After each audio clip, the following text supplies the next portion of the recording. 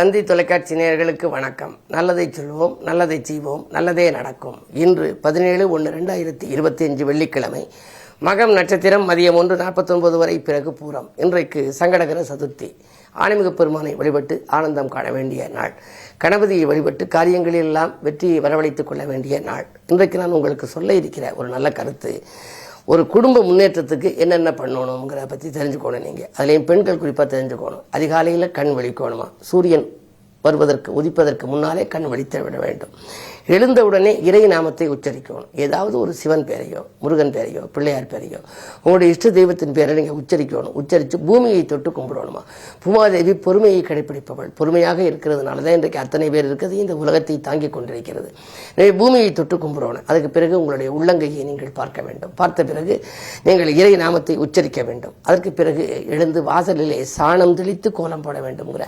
அப்போ தானே கிருமி நாசினியா சாணம் வர்றவங்களுடைய காலில் அது படுகிற பொழுது ஏதாவது கிருமிகள் இருந்தால் அது அங்கேயே சரியாயிடும். ஏன்னா அவங்க வர்ற போது அந்த கிருமிகள் எல்லாம் இறந்து போய் வர்றவங்க தூயவர்களாக அவர்கள் வரக்கூடிய வாய்ப்பை கொடுக்குமா. ஆகையினாலே வீட்டிலே சாணம் தெளித்து கோலம் போட வேண்டும் அப்படின்னு சொல்லி அந்த காலத்திலே நியமித்திருக்கிறார்கள். இப்போ தண்ணீர் தெளிக்கிறது வழக்கமாக இருக்கிறது. ஆனால் ஸ்டிக்கர் கோலமெல்லாம் போடாமல் மாக்கோலம் போடணும். மாக்கோலம் போட்டோம் அப்படின்னா எறும்புகள் எல்லாம் அதை ஊர்ந்து எடுத்துக்கொண்டு செல்கிற பொழுது அன்னதானம் போட்ட பலன் நமக்கு கிடைக்கும். அதுக்கு பிறகு வீட்டினுடைய பின் கதவை மூடிவிட்டு முன்கதவை திறந்து வைத்துக் கொண்டு நம்ம பூஜை அறையில் விளக்கேற்றணும். முன்கதவை திறந்து வைக்கணும், பின்கதவை மூடி வச்சிடணும். வீட்டினுடைய பூஜை அறையை விளக்கேற்றணும். விளக்கேற்றிட்டு அஷ்டலட்சுமி பேரை உச்சரிக்கணும். கஜலட்சுமி, தனலட்சுமி, தானியலட்சுமி, எல்லா லட்சுமிகளையும் போற்றி போற்றின்னு சொல்லணுமா. அப்போ தான் 8 லட்சுமியும் வீட்டு தேடி வருமா. அதுக்கு அடுத்தது ஆணைமிகு பெருமான் பெயரையும் அழகன் முருகன் பெயரையும் பஞ்சாட்சர மந்திரத்தையும் அஷ்டலட்சுமி பெயரையும் உச்சரித்த பிறகு என்ன செய்யணும், முக்கியமான வேலை பார்க்கும் பொழுதும் பணம் எண்ணுகின்ற பொழுதும் நகத்தை கடிக்கக்கூடாதுங்கிறாங்க. முக்கிய வேலை பார்க்குறோம் இல்லையா, அந்த நேரத்தில் நகத்தை கடிக்கப்படாது. கத்திரிக்கோலில் வச்சு ஏதாவது செய்கிறது, விளக்கமாற வச்சு தொட்டு பார்க்குறது, இப்படியெல்லாம் இருந்தோம்னா அந்த முக்கிய வேலைகள் நடைபெறாமல் போயிடுமா. இதுக்கு பிறகு படிக்கட்டில் நின்றோ அல்லது அமர்ந்தோ நம்ம பணம் பரிவர்த்தனை செய்யக்கூடாது. ஏனென்றால் படிக்கட்டு யமன் வாழ்கின்ற இடம்ங்கிற. நரசிம்ம அவதாரம் எடுத்த போது, இறைவன் நரசிம்ம அவதாரம் எடுத்த போது, பிரகலாதன் வந்தபோது அந்த அங்கே வாசற்படியில் தான் நரசிம்மர் சம்ஹாரம் செஞ்சார். அது மாதிரி செய்கிற பொழுது வாசற்படி என்பது யமன் வாழுகின்ற இடம். நரசிம்மமூர்த்தியாக அந்த நகத்தாலேயே கிழித்து இரவும் இல்லாமல் பகலும் இல்லாமல் இரணியனை சம்ஹாரம் செய்த தோற்றத்தை நீங்கள் பார்த்துருப்பீங்க, படத்திலையும் பார்த்துருப்பீங்க, வரலாறும் படித்திருப்பீங்க. அதனாலே படிக்கட்டில் நின்றபடியோ அமர்ந்தபடியோ பணப்பரிவர்த்தனை செய்யக்கூடாது. அதுக்கு பிறகு சாப்பிடுவதற்கு முன்னதாக காகத்திற்கும் சாப்பிட்ட பிறகு வைரவருக்கும் நாம் அன்னம் அளிக்க வேண்டுமா. சாப்பிடுவதற்கு முன்னால் காகத்துக்கு வைக்கணும், சாப்பிட்ட பிறகு வைரவருக்கு வைக்கணுமா. அதுக்கு பிறகு சமைத்த உணவுகளை பரிமாறுகின்ற பொழுதும் அல்லது சாப்பிடுகின்ற பொழுதும் கிருஷ்ணார்ப்பணம்னு சொல்லணுமா. கிருஷ்ணனுக்கு அர்ப்பணம் செய்த பிறகு தான் சாப்பிடணும். கண்ணதாசன் சொல்லுவார், கிருஷ்ணார்ப்பணம்னு சொல்லித்தான் சாப்பிடுவார். நான் நேரே பார்த்துருக்கேன். கிருஷ்ணார்ப்பணம் கிருஷ்ணார்ப்பணம் கிருஷ்ணார்ப்பணம் 3 தரம் சொல்லி தண்ணியை தொளிச்சுட்டு தான் சாப்பிடுவார். ஆகையினாலே அப்படி நாம் சாப்பிடுகின்ற பொழுது அந்த உணவால் வரக்கூடிய நன்மைகள் நமக்கு நிறைய கிடைக்கும்ங்கிறாங்க. இந்த அடிப்படையில் நம்முடைய வாழ்க்கையிலே சீராக முன்னோர்கள் சொல்லி வைத்த கருத்துக்களை ஏற்று நடக்க வேண்டும் என்று சொல்லி இனி இன்றைய ராசி பலன்களை இப்பொழுது உங்களுக்கு வழங்கப் போகின்றேன்.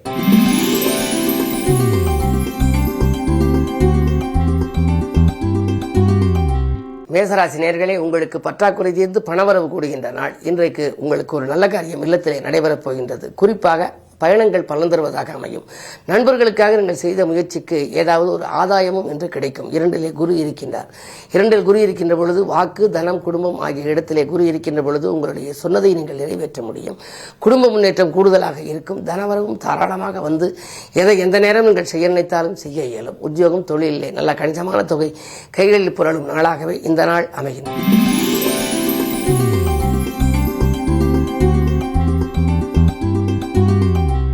ரிஷபராசினியர்களே, உங்களுக்கெல்லாம் இன்று வேற்று மனிதர்களின் ஒத்துழைப்பால் கூட்டு முயற்சியில் வெற்றி கிடைக்கும் நாள். விடிகாலையிலேயே ஒரு நல்ல தகவல் வரப்போகின்றது. லாபஸ்தானத்திலே ராகு இருப்பதனாலே பொருளாதாரம் சிறப்பாக இருக்கும். உங்களுக்கு செலவுக்கேற்ற வரவு இதுவரை வந்து கொண்டிருக்கலாம். ஆனால் இன்றைக்கு மிதமிஞ்சிய பொருளாதாரம் வரப்போகின்றது. உத்தியோகம் சம்பந்தமாக நீங்கள் வெளிநாட்டுக்கு ஏதாவது ஏற்பாடு செய்திருந்தாலோ அல்லது வெளி மாநிலங்களில் பணிபுரிய செய்திருந்தாலோ அந்த முயற்சிகளில் வெற்றி கிடைக்கும் விதத்தில் இன்று நல்ல வாய்ப்புகள் உங்களுக்கு அலைபேசி வாயிலாக நல்ல தகவல்கள் வரலாம்.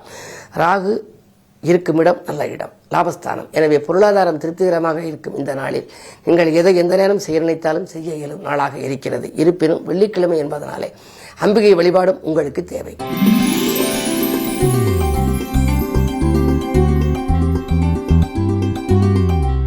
மிதுன ராசி நேயர்களே உங்களுக்கெல்லாம் 2 செவ்வாய்.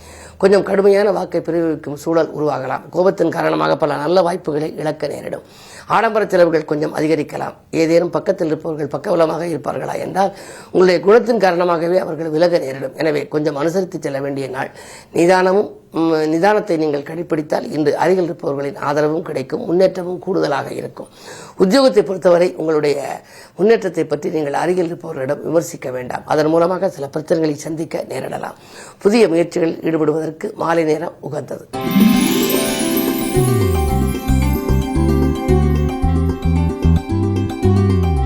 கடகராசி நேயர்களே உங்களுக்கெல்லாம் இடமாற்றங்கள் வீடு மாற்றங்கள் பற்றி சிந்திக்கின்ற நேரம். தடைகளை முறியடித்து வெற்றி காண வேண்டும் என்று நினைத்தால் இன்று சங்கடகர சதுர்த்தி. நீங்கள் ஆனைமுக பெருமானுக்கு கவசம் பாடி வழிபட வேண்டும். அருகில் இருக்கும் ஆலயம் சென்று ஆனைமுக பெருமானை வழிபாடு செய்யுங்கள். நண்பர்கள் உங்களுக்கு நல்ல தகவலை கொண்டு வந்து சேர்ப்பார்கள். மதியத்திற்கு மேல் உங்களுக்கு மனக்கலக்கம் அகலும், பணப்புழக்கம் அதிகரிக்கும். கருத சேமிப்புகளை ஈடுகட்ட புதிய வாய்ப்புகள் உங்களுக்கு வரலாம். 3 கேது இருப்பதனாலே முன்னேற்ற பாதையில் இருந்த முட்டுக்கட்டைகள் உங்களுக்கு அகலும். புகழ்பெற்ற ஆலயங்களுக்கு சென்று வழிபட்டு வர வேண்டும் என்ற ஆசை கூட இன்று நிறைவேறலாம்.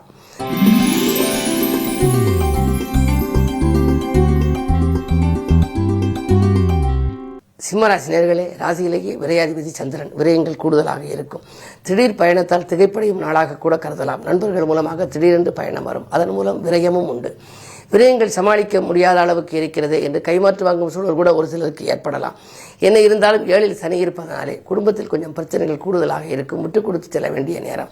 அஷ்டமத்தில் ராகு இருப்பதனாலே அலைச்சல் உண்டு. அலைச்சலுக்கேற்ற ஆதாயம் கிடைக்காது. பஞ்சாயத்துக்கள் உங்களுக்கு முடிவுக்கு வராமல் இழுபறி நிலையில் இருக்கலாம். என்ன இருந்தாலும் இன்று சங்கடகர சதுர்த்தி என்பதனாலே அதிகாலையிலேயே ஆனைமுக பெருமானுக்கு சிதறுகாய் உடைத்து விட்டு காரியத்தை தொடங்கினால் துன்பங்கள் சிதறி ஓடும்.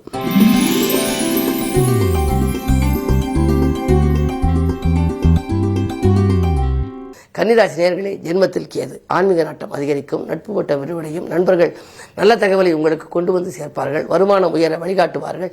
அதே நேரத்தில் உங்களுக்கு பயணங்களாலும் உங்களுக்கு பலன் கிடைக்கும். 7 ராகு இருக்கின்றார்.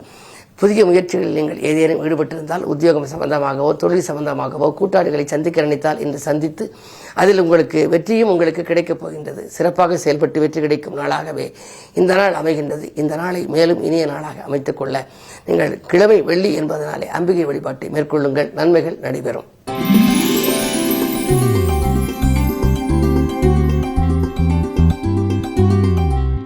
துலாம் ராசி நேயர்களே உங்களுக்கெல்லாம் இன்று விலகிச் சென்ற சொந்தங்கள் விரும்பி வந்து சேருகின்ற நாள். வீடு மாற்றங்களும் நாடு மாற்றங்களும் உண்டு. விலையுந்த பொருட்களை வாங்குவதிலே அக்கறை செலுத்துவீர்கள். ஆபரண சேர்க்கையும் உங்களுக்கு உண்டு.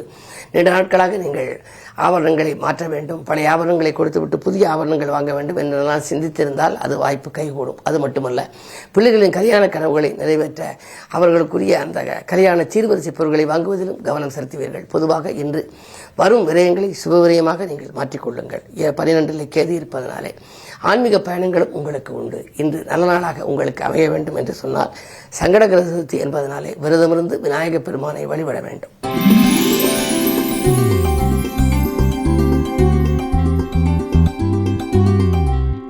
விருச்சிக ராசி நேயர்களே உங்களுக்கு ஆன்மீக பெருமான் வழிபாடு ஆனந்தம் அளிக்கின்ற நாள். திட்டமிட்ட காரியங்கள் திட்டமிட்டபடியே நடைபெறும். எடுத்த முயற்சிகளில் எல்லாம் வெற்றி கிடைக்கும். தொகை வரவும் திருப்திகரமாக இருக்கும். அஞ்சல் வழியில் வருகின்ற தகவல் மட்டுமல்ல, அலைபேசி வழியில் வருகின்ற தகவலும் உங்களுக்கு நல்ல தகவலாகவே இருக்கப் போகின்றது. 7 குரு இருக்கின்றார். 7 குரு இருந்து உங்கள் ராசியையும் பார்க்கின்றார்.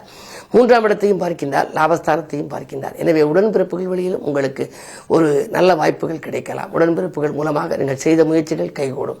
லாபஸ்தானத்தை குரு பார்ப்பதனாலே தொழில் நீங்கள் எதிர்பார்த்ததை காட்டிலும் கூடுதல் லாபம் உங்களுக்கு கிடைக்கும். அதே நேரத்தில் உங்களுக்கு 5 ராகு இருக்கின்றார். பிள்ளைகளை மட்டும் நெறிப்படுத்திக் கொள்ளுங்கள். பிள்ளைகளை உங்கள் மேற்பார்வையில் வைத்துக் கொள்வது நல்லது.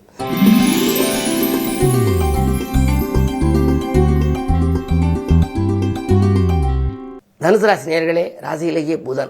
ராசியில் புதன் அஸ்தமனத்தில் இருக்கின்றார். புதன் 7க்கு அதிபதி இருப்பதனாலே வாழ்க்கை துணையோடு சில பிரச்சனைகள் வரலாம். குடும்பச் சுமை கொஞ்சம் கூடுதலாகத்தான் இருக்கும். இருந்தாலும் அதை சமாளிக்கும் ஆற்றல் உங்களுக்கு உண்டு. இந்த தைரியமும் தன்னம்பிக்கையும் உங்களுக்கு தேவை. மாமன் மைத்துன வழியில் கொஞ்சம் மனக்கசப்பு தரும் தகவல் வரலாம். சேமிப்பு கரைகிறது என்று கவலைப்படுவீர்கள். இருந்தாலும் உங்களுக்கு வழிபாடுகள் வளர்ச்சியை கூட்டும். மதியத்திற்கு மேல் உங்களுக்கு ஒரு நல்ல தகவல் கிடைக்கலாம்.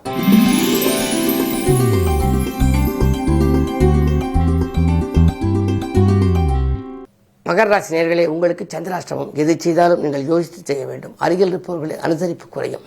திட்டமிட்ட காரியங்கள் திசை மாறி செல்லும். வாங்கல் கொடுக்கல்களில் சரளமான நிலை இன்று மாறப்போகின்றது. ஏதாவது சிக்கல்களும் சிரமங்களும் வரலாம். அது மட்டுமல்ல, யாருக்கும் பண பொறுப்பு சொல்ல வேண்டாம். அங்கு நாம் சொன்னால் உங்களுக்கு ஏதாவது பிரச்சனைகள் வரலாம். எனவே இன்று நீங்கள் நிதானத்தை கடைபிடிக்க வேண்டும், பொறுமையை கடைபிடிக்க வேண்டும். அதே நேரத்திலே தானுண்டு தன் வேலையுண்டு என்று இருப்பது நல்லது. எந்த சிக்கல்களும் இல்லாமல் நீங்கள் வாழ்க்கையை அமைத்துக் கொள்ள வேண்டிய நாளாக இந்த நாள் அமைகின்றது. சந்திராஷ்டமம் என்று வந்தாலே சங்கடங்களை சந்திக்கின்ற நாள் என்பதை புரிந்து கொள்ளுங்கள். அங்கே சந்திக்காமல் இருக்க நீங்கள் அதிகாலையிலேயே நீங்கள் வழிபாடுகளை மேற்கொள்வது நல்லது.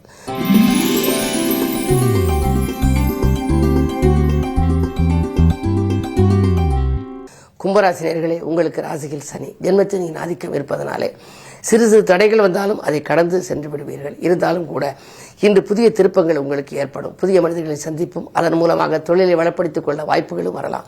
சுக்கிரபலம் நன்றாக இருப்பதால் அக்கறை செலுத்தாத காரியத்தில் கூட ஆதாயங்கள் கிடைக்கும். சமூகத்தில் பெரிய மனிதர்களை சந்திப்பால் பிரச்சனைகளிலிருந்து நீங்கள் விடுபடுவீர்கள். 4லே குரு இருக்கின்றார்.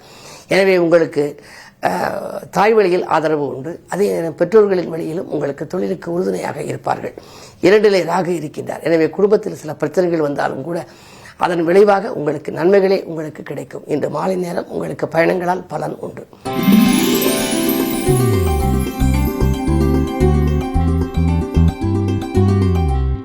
மீனராசி நேயர்களே, உங்களுக்கு ஜென்மத்தில் ராகு 7லே கேது. நாகதோஷத்தின் பின்னணியில் இருக்கின்றீர்கள். எனவே எப்படி பாம்பு வளைந்து வளைந்து செல்கிறதோ அதுபோல வாழ்க்கையும் உங்களுக்கு ஏற்றமும் இரக்கமுமாக இருக்கும். இன்பமும் துன்பமும் கலந்திருக்கும். வரவும் செலவும் வந்து கொண்டே இருக்கும். காலையில் வரவு வந்தால் மாலையில் செலவு, காலையில் இன்பம் வந்தால் மாலையில் துன்பம் என்ற நிலை இருக்கலாம். எனவே அதிலிருந்து விடுபட சர்ப்ப கோயில்களுக்கு நீங்கள் செல்ல வேண்டும். ராகு கேதுகளுக்குரிய சிறப்பு பரிகாரங்களை செய்வதன் மூலம் உங்களுக்கு நன்மைகள் கிடைக்கும். இன்று பம்பரமாக சுழன்று பணிபுரிந்தாலும் உழைப்புக்கேற்ற ஊதியம் கிடைக்காது. உத்தியோகத்தில் கூட உங்கள் திறமைக்குரிய அங்கீகாரம் கிடைக்காது. குரு வக்கர இயக்கத்தில் இருக்கின்றார். ராசிநாதன் வக்கர நிவர்த்தி ஆகும் வரை கொஞ்சம் பொறுமையாக இருக்க வேண்டும். எனவே இன்னும் 1-2 மாதங்கள் பொறுமையாக இருந்தால் குரு வக்கர நிவர்த்திக்கு பின்னால் உங்களுக்கு நன்மைகள் கிடைக்கும். இந்த நாளை இனிய நாளாக அமைத்துக்கொள்ள சங்கடகர சதுர்த்தி என்பதனாலே வழிபாட்டை மேற்கொள்ளுங்கள். குறிப்பாக ஆனைமுகப் பெருமான் வழிபாடு ஆனந்தம் வழங்கும். மேலும் விவரங்கள் அறிய தினத்தந்தி படியுங்கள்.